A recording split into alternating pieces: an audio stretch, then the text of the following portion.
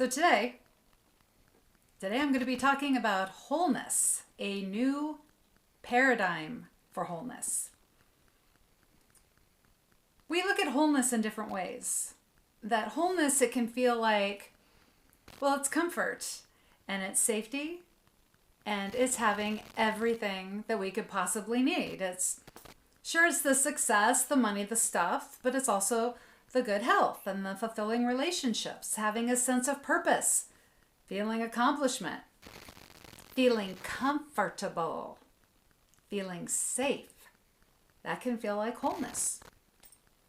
But then what happens that one day when we're minding our own business and just along comes a pandemic.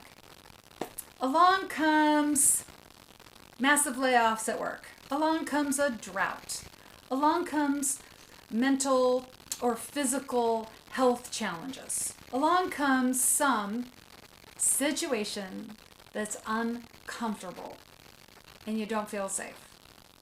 Along comes, you fill in the blank. And then what happens? We don't feel whole. We don't feel safe. We don't feel comfortable. We have become a victim of circumstance. Now, when we feel like a victim, that will lead to feeling insecure.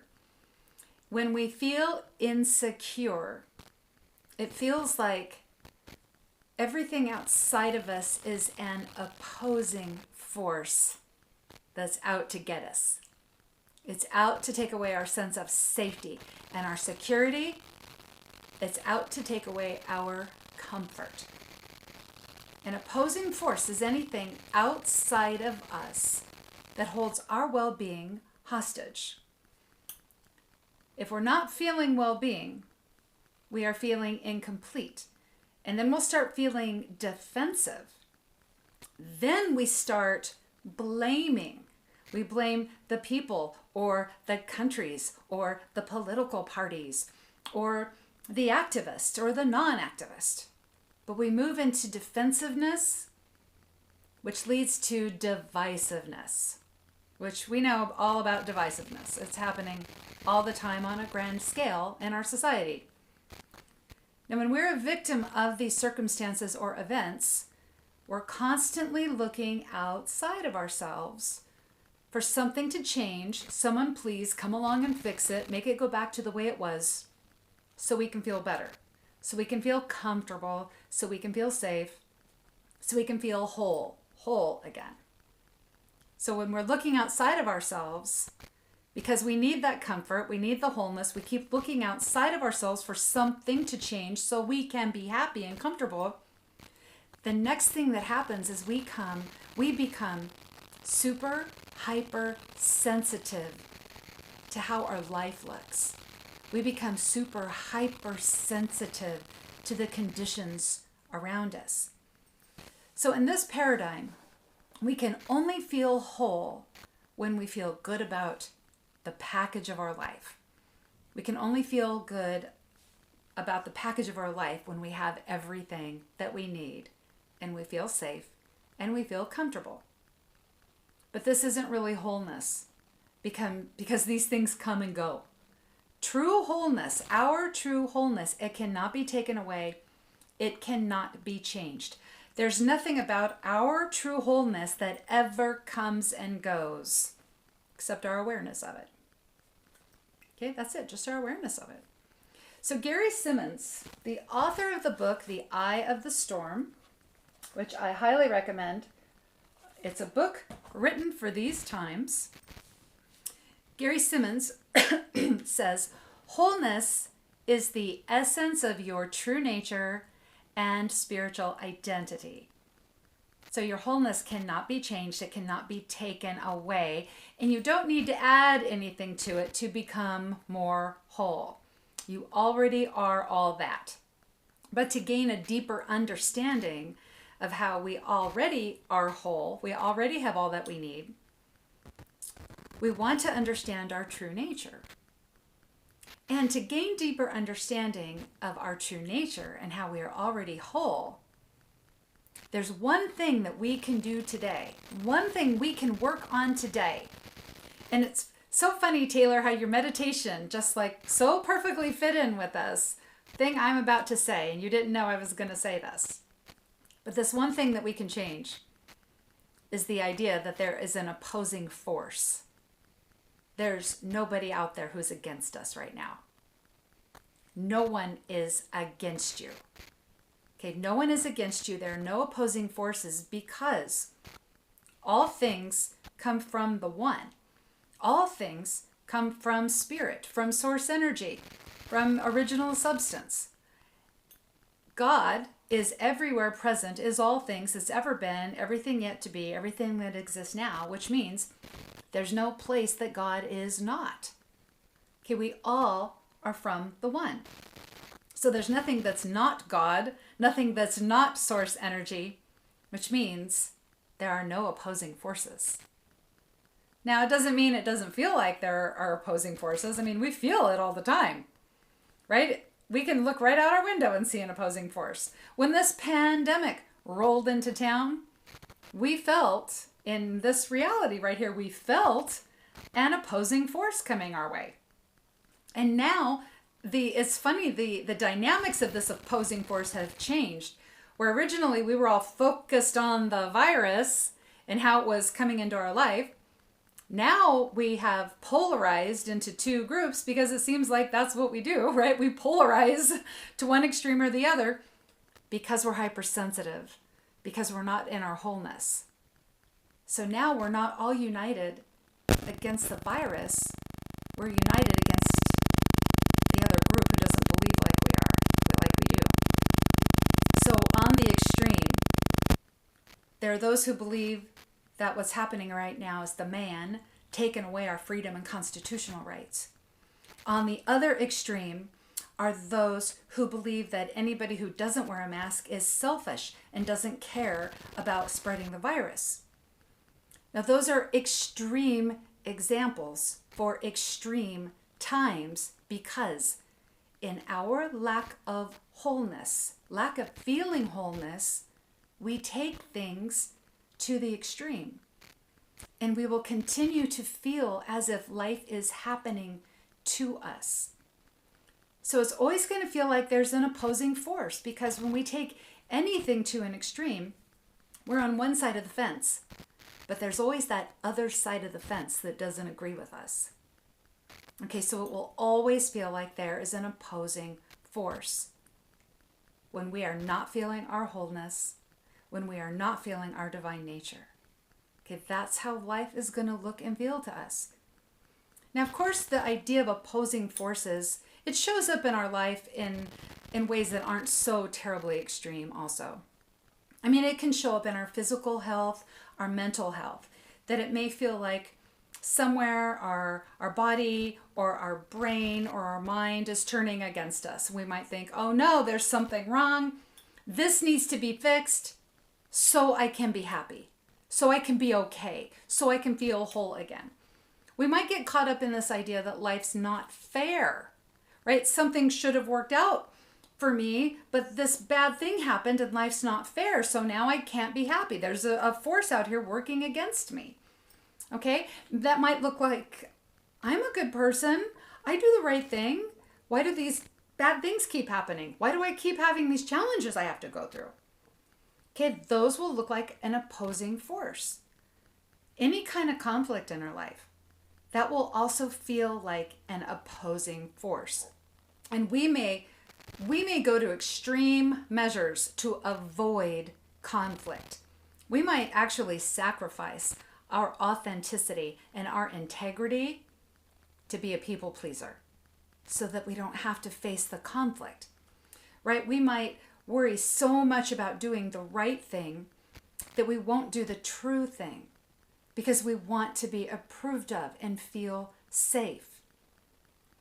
But when we are not in our true wholeness and we believe that because of the circumstances outside of us, because they've gone awry, now there are things happening to us that we don't like, and we want them to change. Now we feel like victims. We feel like we're lacking something. We're incomplete. Because if we had everything that we needed to feel safe, we'd be okay. If everything outside of us would go our way, we would feel safe. We would feel okay. And this is the entire experience of separation. Now, we can never be separate from God. We can never be separate from something that is always working through us, for us, as us. We can never be separate from it. But we can sure feel like we are. Okay, we cannot experience wholeness if we believe that something outside of us is holding our well-being hostage. Okay? In the paradigm of wholeness, that means our life needs to be perfect so we can be happy. It's only in the paradigm of wholeness that it is my spiritual identity, your spiritual identity, your true nature. It's only in that paradigm of wholeness that we can experience wholeness, even in the midst of conflict.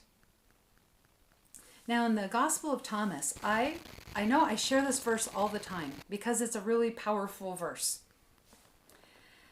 Jesus says, "When you give rise to that which is within you, what you have will save you. If you do not give rise to it, what you do not have will destroy you." When we give rise to that within us, our true nature, okay, our inner being, okay, the Holy Spirit, the divine self, the Christ consciousness, the I am, when we give rise to that, we move into true wholeness. But if we don't even look at that, if we don't go within and we stay focused on everything outside of ourselves, that it needs to change first so we can be happy, we go into suffering. We struggle. We are afraid. We don't have any great ideas because we're just thinking of the problem all the time. That's how that destroys us. We're projecting our inner belief onto our outer world. We're projecting. It took me a long time to get this idea of projection. Okay, a long time. You've heard the quote, "Life is a mirror and will reflect back to the thinker what he thinks into it." And that's basically projection. I didn't get the whole mirror metaphor until one day I'm driving in my car, and it was after I had, funny enough, I left a Course in Miracles meeting, and we'd been talking about projection. And before I left, somebody sat in the car with me. We were just chatting, and she put like some flyers on my dashboard. And then she left, and I was like, okay, goodbye, and I drove away. And I was thinking about this. Well, suddenly the light was just so shining in my car that on the dashboard, where those flyers were, they were reflecting on my windshield. And like for a moment, I couldn't see through my own windshield. It was like the reflection was so strong. It's like, whoa. And I couldn't quite reach it. At the time, I drove a Ford F-150 truck. Okay, I couldn't reach that far across the cab of my truck. And so I had to make myself see through the reflection. But like when I first noticed it, it actually felt like it was blocking my view of the road. It felt like I couldn't see through the reflection. That's projection. That's projection. So we project meaning onto circumstances and events. We project whether we decide it's good or bad, right? Events are really neutral. They really are neutral. We're deciding what we think about that. That's why after 9/11 happened. Now, at first, yeah, everybody was really upset. That was a terrible thing that happened. There are a lot of things that happen on this planet that break our hearts and make us angry and drive us to want to do something to change things. But then suddenly, many of us were looking at 9/11 with an eye to be more compassionate, right? So we weren't just writing off the idea that it was a tragedy. We weren't ignoring that, but we decided we were going to read more into that than just the tragedy, that we were going to see also with compassion. Okay? Our human perception is incomplete. We will rarely see the big picture. Rarely. So when something happens in our life, we like to project or fill in the blanks and tell the story of what's really going on. Okay, so I ask you to think about the last time somebody cut you off in traffic. What was the story you told about that person cutting you off in traffic? Okay, were they an idiot? Were they driving with road rage? Were they a road hog? Did they think they owned the road? Are they entitled? Okay, or like, what were you thinking? Okay, or did you tell the story of, well, maybe they're in a hurry to get home and see SpongeBob SquarePants and watch that with their kids. Okay, maybe they really just didn't see me. Maybe they spilled hot coffee in their lap. Maybe, one of their kids called and it's like, hey, there's some weird dog in the yard and I'm going to let them in because I want a puppy. Okay, so we do not know what really happened. We fill in the blank with a story from our own imagination. I had a client one time when I was working as a massage therapist. She came every week to get a massage. One week she didn't show up. And it's 5 minutes late, she's 10 minutes late, she's 15 minutes late. And I'm like, oh my gosh, I'm starting to worry. Was she in an accident? Did she lock her keys in her car? Did she lock her keys in her office? Did she get a flat tire? Right? I was filling in the blanks with what my imagination could come up with. Finally, I call her and I'm like, hey. She goes, oh my gosh, I'm supposed to be there right now getting a massage. I said, yeah. She says, well, I'm looking at shoes at Nordstrom's. There's no way I'm going to be able to make it there. I'm sorry, I forgot. Now, never in my wildest dreams would that have been a story I would have projected, because that wasn't anywhere back in my experience. So we are projecting our own experiences, our own beliefs on to current events and situations. Remember, our perception is always incomplete. We rarely see the big picture.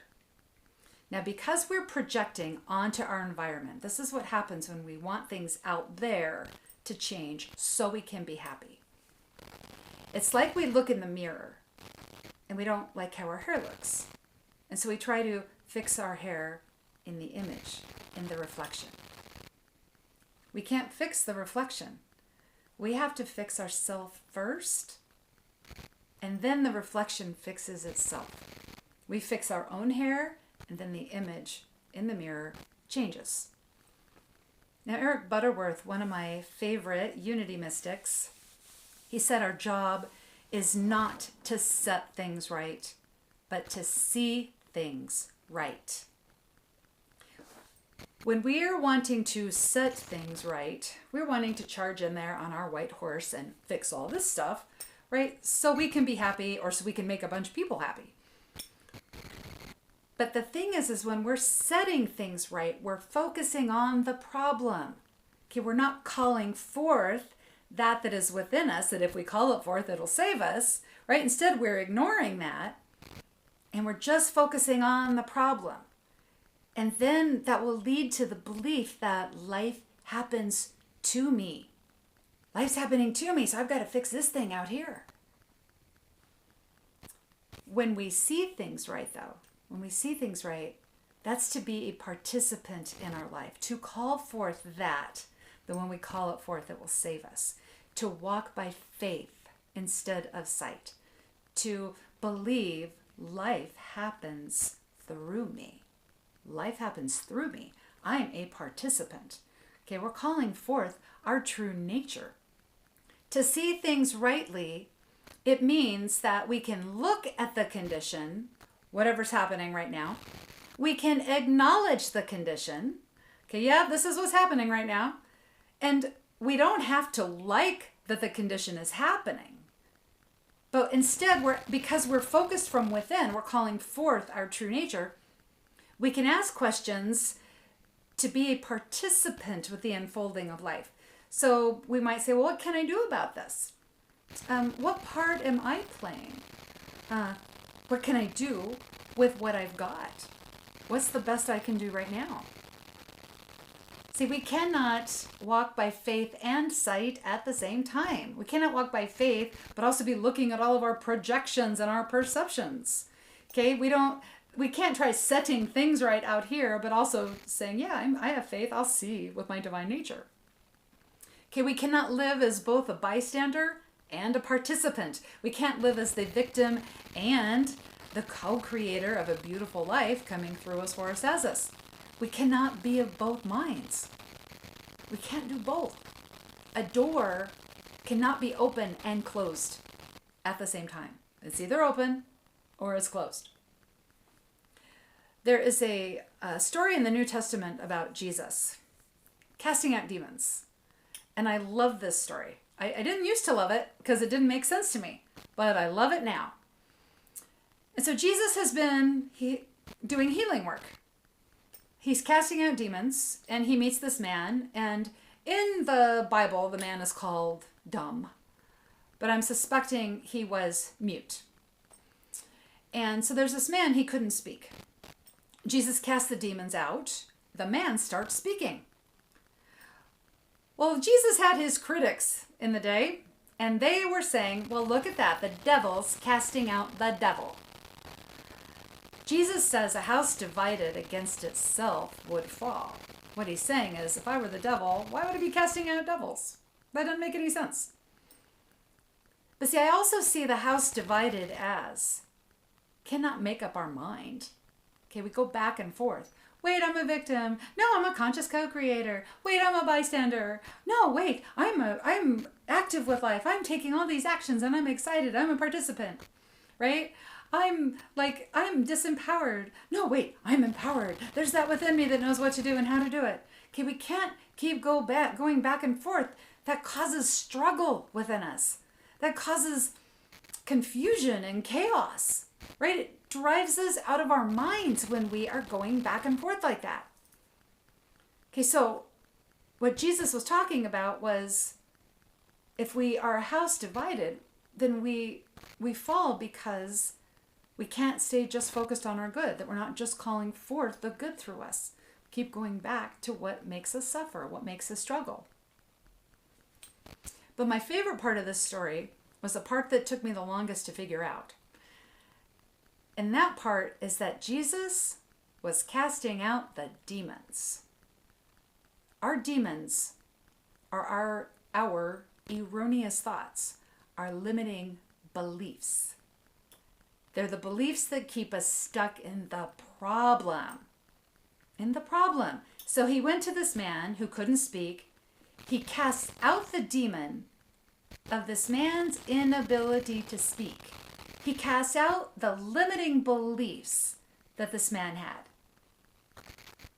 He removed what limited the man. Now, he didn't add anything back in. He just removed what was keeping this man from experiencing his wholeness. Right? The man started talking as soon as Jesus cast out the demon. That's our job. That's our work. That's the great work we're doing, is we're letting go of those beliefs that don't serve us. Letting go of the beliefs that keep us stuck, keep us small, keep us focusing on the problem outside of ourselves. That keep us focused on, well, there's an opposing force out here that's holding my life hostage. We cannot experience wholeness, true wholeness, but also have limiting beliefs. We can't pray for peace and healing and guidance, but then blame people around us or circumstances for our suffering. We can't do our affirmations to expand our consciousness, but then speak ill of other people and be judgmental toward other people, right? Any more than we could decide, oh, I want to have a healthy body, so I'm going to exercise all the time and eat junk food, 8 meals a day.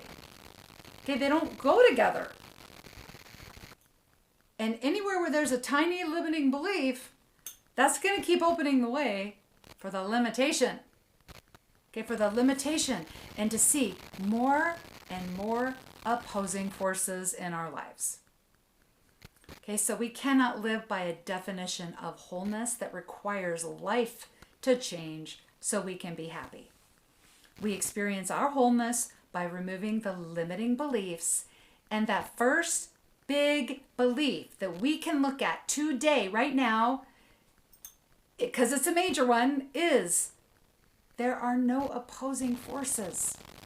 Okay, the belief that something out there can hold our well-being hostage is a limiting belief. The belief that there's something out there opposing my good. That is a limiting belief. And we could start letting go of that right now. Right now. That's why I loved that meditation so much, Taylor. It's like, look at this virus. Okay, look at it in a way that it's not the opposing force. That it actually leads to us doing something we never imagined. Leads to us opening to compassion and love. Okay, no opposing forces. Things out there that can control whether we are happy or productive or not. Oh, that means we're stuck in our victim consciousness. Okay, there's nothing out there that can control our happiness. There's nothing out there that can control and stop us from being as productive as we possibly can with what we have right here and now. So when we become aware of our true nature, it's easy to recognize there are no opposing forces. God is present in everything. Okay, how will God reveal itself now? How will Source reveal itself in this pandemic? How will Source reveal itself in any health challenge or money challenge or relationship challenge? How can I be the activity of God in the midst of this to bring forth more good? How can I be the activity of God allowing more love into my life experience? Accepting the new paradigm of wholeness, okay, that it's within us and it's our true nature and it is our spiritual identity, that is how we move toward happiness and productivity. That's how we are our creative self, our authentic self. It doesn't mean life will be peachy, right? Because there are always going to be conditions out there that we would love to see changed, always. But wholeness is not about comfort. It's not about comfort. There will always be conditions that are uncomfortable. Always. And you know what? It's okay to feel uncomfortable.